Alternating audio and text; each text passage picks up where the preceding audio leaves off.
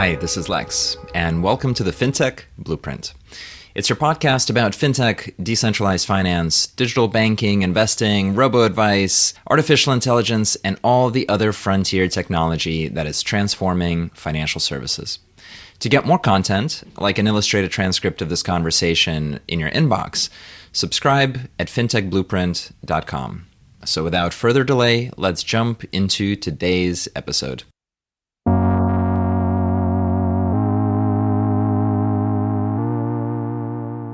Welcome, everybody, to the podcast. I'm really excited for today's conversation with Sami Start, who is the co-founder and CEO at Transak.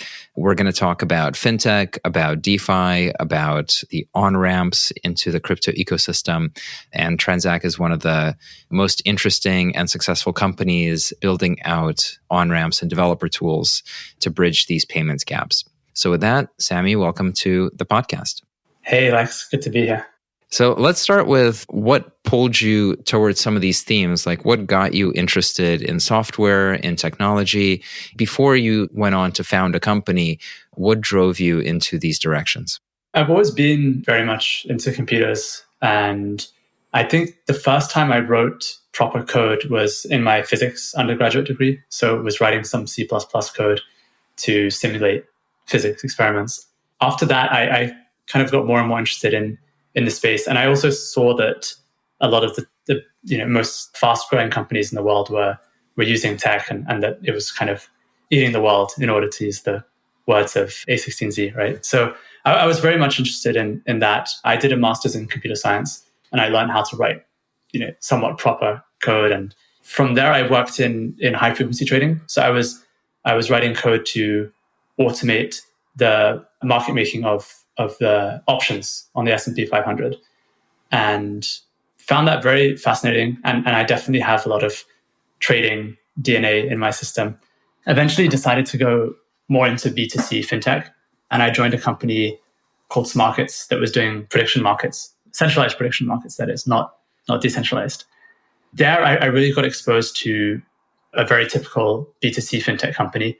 And I saw a lot about how to onboard users, because we had orchestrated a bunch of different KYC providers, payment methods in order to onboard users. I also got very exposed to developer tooling, because my team at Smarkets was building out the outward-facing APIs. So we kind of built that system from scratch and onboarded the first external developers to trade on the exchange. That's really how I got my basis in technology. It's interesting because you've got these two experiences. One is very institutional, right? Like a market maker for options and equities, like definitely sort of a behind the scenes kind of company, infrastructure company almost, maybe like taking advantage of market structure in order to generate profit. And then the other company is much more in the consumer and then distribution game of developers and people. Can you talk a little bit about sort of your impressions of the cultures of these two different places and your impressions of the approaches these types of companies took to what they were doing? I'll start with things they have in common. So I was very lucky to be working in both companies where everyone was very smart and intellectually curious and just enjoyed solving difficult problems. Both of the companies that I worked at were very, very heavy on engineering and very light on kind of non-technical roles. So I was surrounded by very, very technical people who enjoyed solving difficult problems. And that's probably the main reason why I also got into it as well. I just enjoy solving difficult problems. My brain needs to be on something difficult in order to feel kind of fulfilled by my day-to-day. What they had differently in both companies is that market making has some kind of outward-facing mission. So the mission of the company was to, quote, make the markets more efficient, which is definitely true. If market makers didn't exist, then the markets would be pretty messy and you wouldn't be able to execute prices very well, which is super important function. But in B2C fintech, you really feel the effects of what you do, and you can kind of tangibly see how users are using your product. That's what drew me into that space, because you can make a lot of money in market making, right? And trading. But I didn't want to do that as a pure endeavor. I didn't want to do trading as a pure endeavor. So I kind of wanted to do something that would that would impact people and impact the world. That's why more like B2C fintech and dev tooling kind of appeals to me. It's something that I can talk about and feel like it's kind of aligned with what I want to do in the world. I got into software engineering as a means to solving problems. Some people do software engineering just because they like writing code and they like doing that. But for me, it was more a means to an end. I didn't necessarily want to be sitting writing code all the time. I just kind of wanted to solve interesting problems. And I just saw that as a language, as a toolkit to do that, in the same way that, Excel is a tool, in the same way that Photoshop is a tool. I just saw code as another tool. I'm going to go a little bit abstract here because I'm curious to your answer, especially given your mathematical, physics, and computer science background. Define for us what exactly is a problem in the sense that you are talking about, right? Like you're referencing Andreessen, and we're talking about using code to break down or solve or, maybe optimize some sort of problem. In the abstract sense, what does it mean for you to identify a problem? What is the shape of it to you? And maybe we just start there. A problem, when you start with it, it's typically a very loosely defined statement. Like let's say I want to help people to optimize their time or something like that, right? That's a very, very loosely defined thought that you would have in the shower, right? Like I want to help people. And I'm just kind of making this up as I go along here because I'm not allowed to talk about Transak. But I want to help people to optimize their time. And so you would say, okay, what kind of people do I want to help to optimize their time? And what are the biggest problems that I want to solve in helping them to optimize their time? You might end up with a very kind of specific niche, right? Like you might end up with kind of, I want to help people who have, hearing problems to like get the most out of their work environment. Or I want to help people who have in the older age bracket to like make the most out of their personal life or something like that. So you kind of have to narrow down the problem. That's something I quite enjoy. And then you have to define it very, very clearly. You have to break down the problem. Let's take, for example, like self-driving cars. So if you want to build a self-driving car, there's a whole bunch of subsystems there that you have to solve for, right? So how do you sense objects around you? That's a whole problem that you have to solve. How do you input that information into a central system that kind of monitors the direction of the car? And then how do you actually take signals from that system in order to change the car and steer it and all those kind of things? And then there's hardware problems.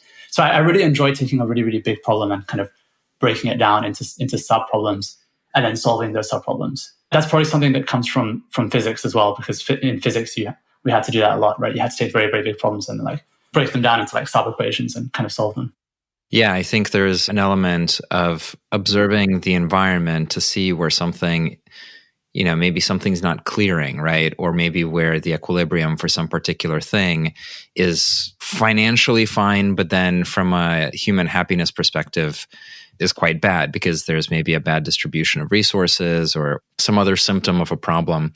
I'm curious, in this kind of still abstract space that we're in, do you feel that there are single point solutions to these things, like that there's one answer, or is there a series of different answers that are equally worthwhile? And how does one navigate that mental space? Super interesting question. I think that it depends on how clearly defined the problem is and how simple the problem is. So if you take a very, very simple problem, then it tends to converge on like, one or two very simple solutions. But if you take a very, very big, poorly defined problem, such as like ending world hunger or curing cancer or something like that, then there's so many things that go into each of those things, right? And you can spend your whole life trying to solve those problems, and you'll never run out of stuff to do, which for me, I like to kind of solve the very big problems because that kind of gives you more to be getting on with in your life. I think those are also some of the undervalued problems in the world. I think that people tend to perhaps gravitate towards more simple solutions that can be solved in like just a few years or just a few months. But the really, really big problems just have so much scope to expand out and to solve in new ways. The time horizon dimension is interesting too. And this gets to, like this idea of like, how quickly can you process towards a solution? I'm getting a bit silly here, but you can't simulate the world and process it faster than the world processes information on its own, and so like you can't solve something that's insolvable in a sense. You can't go faster than the natural system. And so some of these things, especially these complex systems like how do we bring artificial intelligence into self-driving cars, influenced by things like the hardware, the supply of mathematicians, the venture capital, and so on, the amount of science fiction writing. Like these things, you can't push them forward from just one dimension and hope for an answer. And so all that, I want to get to then the problem that you did end up picking and that you did end up thinking was kind of sufficiently large, and that is at the root of Transak. So let's talk about what that is. Something I'll just add to what you said is also defining the problem is actually the most difficult part, because you start with something quite abstract and actually defining it. It's hard to do meaningful work on the problem until you've very clearly defined it. Even yourself to do the meaningful work, but to get other people to collaborate with you is you have to define the problem very clearly. So the way the problem started out for me was making financial applications accessible, full stop, right? So making financial applications accessible. And before I started working on what is now Transak, I was actually just working on normal financial onboarding. I was looking at open banking. I was looking at unified developer toolkit to onboard users from around the world. And then I kind of went at that from a few different angles. And again, this is kind of defining the problem, right? I hadn't really figured out exactly how to define the problem clearly. And then around 2016, 2017, I also, invested in ETH, and I wrote my first smart contract and deployed it. I was kind of sold on the new internet and Web3 and all this kind of stuff. And so it was in February 2019, I coupled those two concepts together of making financial applications accessible and also Web3, right? And I saw that Web3 was kind of that coordination point that would help to create this developer onboarding toolkit. And then eventually I met my co-founder and I met a other bunch of very smart people to collaborate on. And then the problem kind of evolved into making Web3 applications accessible from a developer point of view, right? So the problem that we're trying to solve is how do we make Web3 applications that involve money, right? So still kind of financial applications accessible through the developer's point of view. The distinction there is that we're dealing with Web3 applications that involve money, which is the scope of that has kind of broadened now because now games involve money, DAOs involve money, and other things involve money. So yeah, Web3 applications that involve money, we're trying to empower developers to make it more accessible to mainstream users. Who are these developers? What profile are you talking about when you frame this idea? And maybe more broadly, even a lot of the discussion these days of embedded finance and the core driver of the Web3 economy goes to trying to figure out who the developers are and who the builders are. How do you think about it? The developers is the very first people who I was speaking to when I first started working on this problem. That was dApps, right? I mean, most of the use cases since 2019 and still today are around DeFi, CeFi, TradFi, and games. And there are definitely a lot of flavors of those things. And you can say NFTs and those kind of things. But I really see NFTs as more of a solution than like a kind of problem area. So it's mostly DeFi apps. So apps such as Compound or, when I started out, it was like Compound and MakerDAO, right? Obviously, there's a lot more now. And then games such as Decentraland, Axie, these kind of things. And I also see these kind of worlds converging as well. I see all of these kind of things converging into more of a ecosystem rather than being very separate categories as well. So those are the main kind of areas that I'm seeing. We also work with wallets and exchanges. But again, I see wallets and exchanges as kind of more of a solution space than a problem space. So that kind of people who we work with in order to collaborate and solve the onboarding problem. But it's not the end in itself. It's kind of the part of the solution, I would say. And if we just meditate on like a Maker or an Axie, which is an interesting counterexample, what do they get from Transak? Like, what is their experience with what they're integrating in or turning on?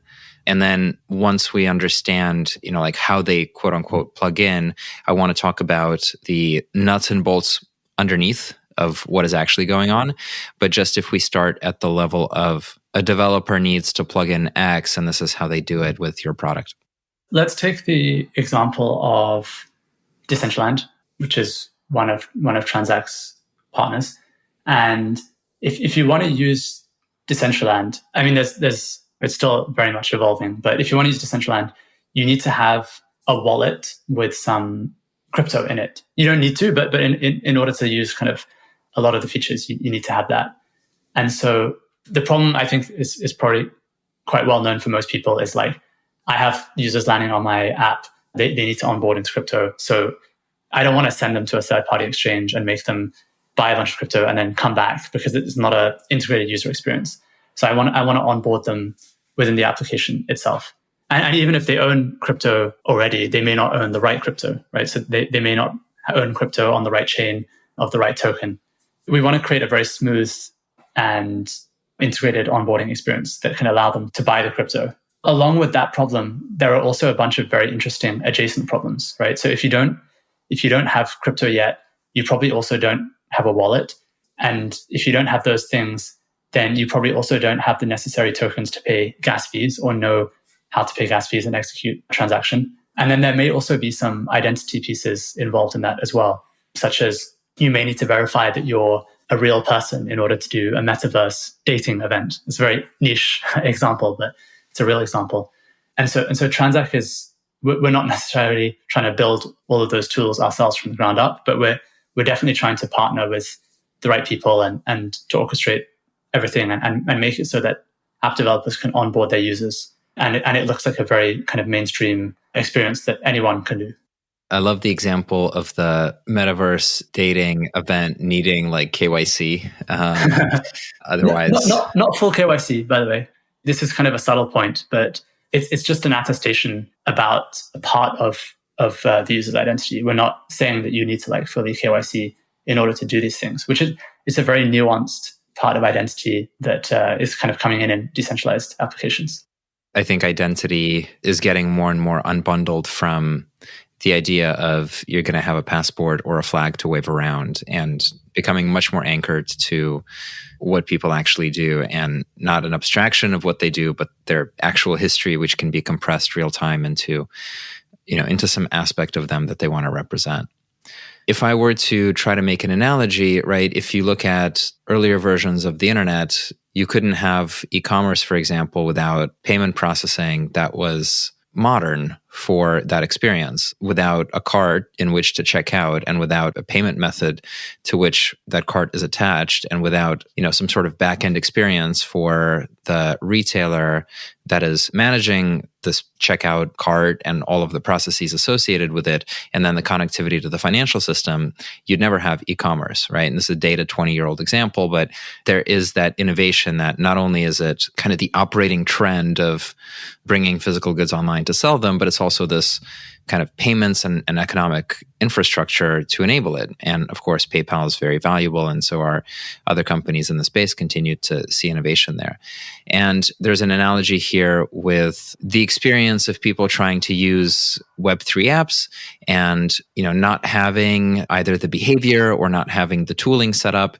And for Transak and companies like it to help the platforms and those developers, those builders to plug in what is similar to payment processing, but is, again, integrated into lots of different pieces and lots of different parts of the financial system. Can we talk about what those integrations look like? Like, if you look under the hood, into the gears, into all the parts of the engine, like, what exactly does Transak do? What does it plug into? What are the different things that you've had to build? Sure. And before I do that, I just want to make a distinction that I really don't see Transak as a payments company, because the distinction here is that we plan to always remain as the merchant on record. So we would never be an acquirer or a payment processor for someone who wants to sell their own goods. It's not in the vision or appetite of the company, but we would sell crypto to an end user of that application. So when the end user buys the crypto, they would see that they're buying it from Transak. They would not see that they're buying it from Decentraland. So we're like the onboarding tool. Let's say, for example, Dapper Labs wanted to sell NFTs out of their own inventory and they wanted to handle the liquidity and they wanted to handle the compliance of selling those NFTs directly. We wouldn't then be the acquirer for them and process the payment. We would see that as something in the realm of a checkout or an Adyen or a WorldPay, right? So yeah, just wanted to make that quick distinction. That's a key distinction. And I think it also goes to the earlier conversation we had about problem formulation and probably driving the highest leverage for the company too. That's not what you do in the world of what you do, talk to us about what does it mean to be merchant? What are you connected to and so on? Yeah. So we use acquirers who will take the payment for us and send it to our bank account. We use solutions to do bank transfers. We use solutions for credit and debit cards, Apple Pay, Google Pay. And then we also handle the compliance ourselves. So that means getting the licenses in the relevant countries, such as an FCA license or FCA authorization in the UK. And then we also handle the risk operations ourselves. So that means that we take responsibility for fraud and chargebacks and KYC. We use vendors for all of those things, right? So we're not trying to be like a ID verification solution or like anything like that, but we coordinate a whole bunch of different vendors, and we've built in-house a risk engine that can take data from multiple vendors on the user's transaction and determine whether that should be honored or not, whether it's fraud or money laundering or something like that. On top of that, we also provide liquidity ourselves. So we source liquidity from over 10 different venues in order to get the best price for the user. We actually keep crypto exposure on our balance sheet, right? So it's kind of an intermediary exposure. We're not in the business of position taking, but we kind of act a bit like a market maker or a broker where we're kind of constantly sourcing the best price and selling to users. I guess the final piece of the puzzle is that we're also a developer integration, right? So we do all of those things and then we package it up into an easy, simple to onboard API, but an API that's also very powerful and configurable for those that want to do so. A merchant's a store of stuff, right? So there are some merchants that sell sneakers, and the sneakers that you sell happen to be crypto assets, right? Yeah, exactly. And there's the first thing of like, well, what's your supply chain and where do you get the crypto assets? And the answer is you're working with a bunch of other financial intermediaries. You're basically sourcing at the best price to build an inventory of crypto assets to then go on and kind of sell downstream to consumers. And so it's interesting how that connects to the work you did early on in market making, high frequency trading. And so that's like the supply chain of crypto assets.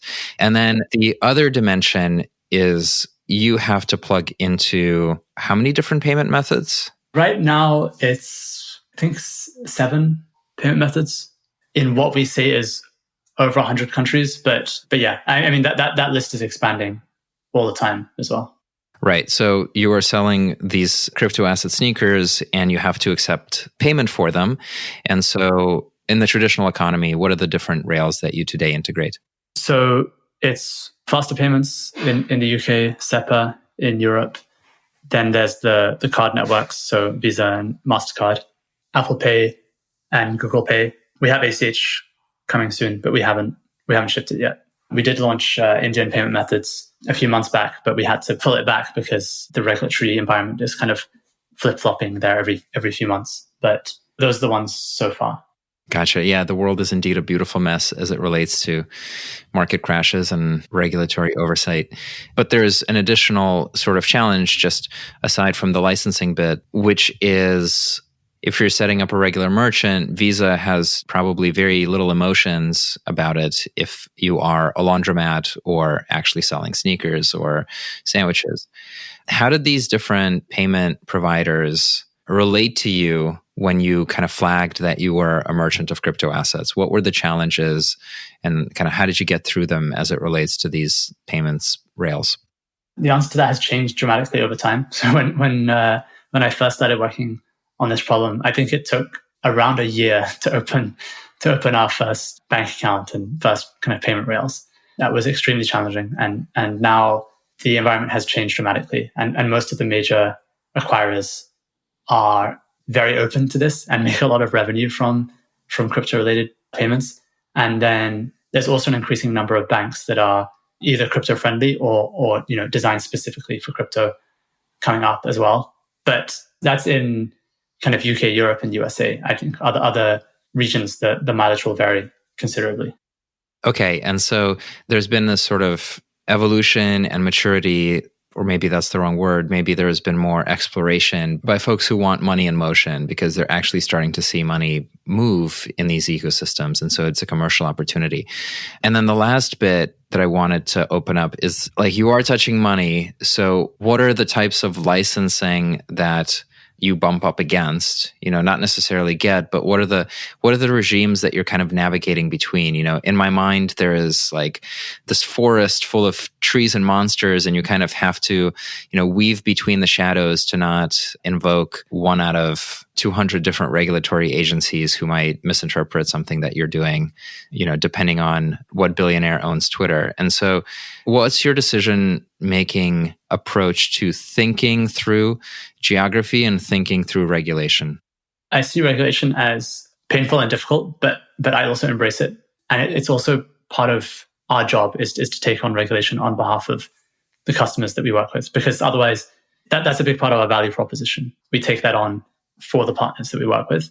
And the licenses that we have right now is we have an FCA authorization. We're one of around 30 firms, I believe, who have that. That's called a virtual asset service provider or crypto asset service provider, which is different from a payments license, right? It's not like a payments institution or something like that. So that's a new license that was introduced in January 2021. It was introduced in January 2021. We're also an MSB, so a money service business in the US. And we're currently in the process of going state by state and getting the money transmitter license, which is, quite a big endeavor, as I'm sure a lot of people have heard. And then we're also kind of going strategically into new countries and getting licenses in a number of regions on top of that as well. And how do you think about going broad versus going deep? Because you're covering a lot of geographies. What is the trade-off between, let's say just focusing on one geography and trying to get a ton of penetration there, trying to accelerate as much regulatory leeway as possible, versus really building out this horizontal map across the world? It's two very, very different problems. So there are some apps where, in order to work with them, you kind of need to have this table stakes of like UK, Europe, USA. Some apps just, have so much of their users based in USA. And we quite like to work with partners where we're the exclusive provider for them. So we don't want them to have to be kind of patching together multiple solutions in order to hit multiple regions. And sometimes if you don't have those regions, then, it just won't work for them. And then there are more regional plays, right? You might work with specifically a finance application for people in the UK or for people in India. In that case, it doesn't matter about your total coverage. It only matters how good your coverage is in that specific country. And so I think we've done a pretty good job in getting what I would call the table stakes regions online now. And so I'm quite interested in just going country by country or region by region and just getting a really, really perfect solution for that region and not trying to go too broad too fast. I want to do a really, really good job in the regions where we're in. I don't want to compromise on quality for the sake of being broad coverage at all, because it's not just about the payment rails. You also have to do a lot of stuff on onboarding, right? And it's not just about getting the license either. You have to actually do the risk operations in that country. KYC is different. Transaction monitoring is different. And then you actually have to do the sales and marketing in that region. It's not just build it and they will come. You actually have to go and build a regional sales team and speak to apps and understand the flavors of how people do things in those regions, right? So India is very, very different to UK, for example. So I would say now that we've gotten a sufficient table stakes, we want to focus on going deep rather than too broad. How do you think about your scope and your expansion? If we fast forward to Transak getting done everything possible on its roadmap, what does the company look like? We would be in a lot of countries with local payment methods, both processing cards through a local entity and using whatever local payment methods there are. So, for example, UPI in India or faster payments in the UK, in the majority of regions that are not, sanctioned or out of limits for some reason. On top of that, Transak would be a very complete onboarding stack for apps. It would either solve or work very smoothly with solutions that solve each stage of the onboarding journey. And, we don't necessarily need to build out, for example, all of the different wallet solutions ourselves, but I want to kind of collaborate and work very smoothly with all the different types of wallets out there. Same thing with identity, same thing with meta transactions, same thing with onboarding analytics. And then I also want to make a developer experience that's very self-serve, very, very, very easy to kind of just pick up and use without needing too much help from any human person, but also a developer experience that's very, very powerful and allows the user to build an app that's very, very flexible and I want Transak to look kind of invisible in that role, right? So the app would have all of these onboarding aspects built into it, but at the end, they would just click a button for like Apple Pay or to make a bank transfer, and it, you wouldn't really know that it's Transak there. It would just be like the app would be having the relationship with the user, and we're just empowering the app to build the best possible experience.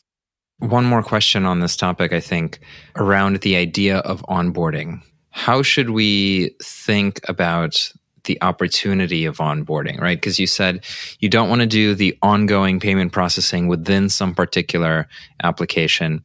And I certainly believe that there's a secular shift between, Web 2 and Web 3, and that there's a giant delta of value to go from traditional banks into finance on decentralized or computational rails more broadly. That's like capturing a delta, right? That's capturing a transition. When you think about the system as a whole, is that delta permanent? Like it will always have some amount of energy from traditional finance moving into crypto finance? Or is there a point where like everything's normalized and even just the idea of on-ramp won't make sense anymore because we will all have been on-ramped? Another question about problem definition or scope definition there. Yeah, so this is the extremely futuristic, but also extremely valid question of, what if we do our job so well that we onboard everyone and we become redundant, right? In this case, I would say that I see Web 2 applications and Web 3 applications converging in the future. And I don't think that people will call them Web 3 applications anymore. They'll just call them apps in the same way that people don't call like Facebook a Web 2 application. They just call it an app. And I think that a lot of these concepts will become normalized and that we will reach some kind of equilibrium point between the two. And I think that tools like Transak will help apps to find that equilibrium point. And we intend to work both with, for example, DeFi and TradFi. Our aim for the DeFi apps is to make them look more like the TradFi apps. And our aim for the TradFi apps is to make them look more like the DeFi apps. So that our mission kind of collapses these categories into one as well, which I'm totally okay with. And I think that we as a company just have to be very, very sensitive on what the world is ready for at each stage and not try to give people something that they're not ready for, not try to be too futuristic, but at the same time also not be behind and try to adopt what people are ready for at the right time. Ultimately, I want Transak to be the onboarding stack for modern applications, right? Help apps that involve money and require users to have a balance of money, help them to onboard their users. That's the main aim. I'm pretty agnostic of, Web 2, Web 3. It's just that I see Web 3 being the future. That's a fantastic place for us to pause. If our audience wants to learn more about you or more about Transak and what it can do for them, where should they go? They can go to transak.com, transak.com, and you can either sign up to be a partner if you're a developer, so you can integrate Transak, or if you want to buy crypto, you can buy crypto, or if you want to work with us, you can go to careers.transak.com. We work remotely across the whole world, but mostly in USA, UK, and India. So fantastic to have you in the conversation today. Thanks for joining the podcast. Thanks for having me. This was fun. Thank you. Hi, everyone. That's it for this week's episode of the FinTech Blueprint. For more technical deep dives into all things fintech and decentralized finance, check out fintechblueprint.com and grab a free subscription to the newsletter. This is Lex, and I'll see you next time.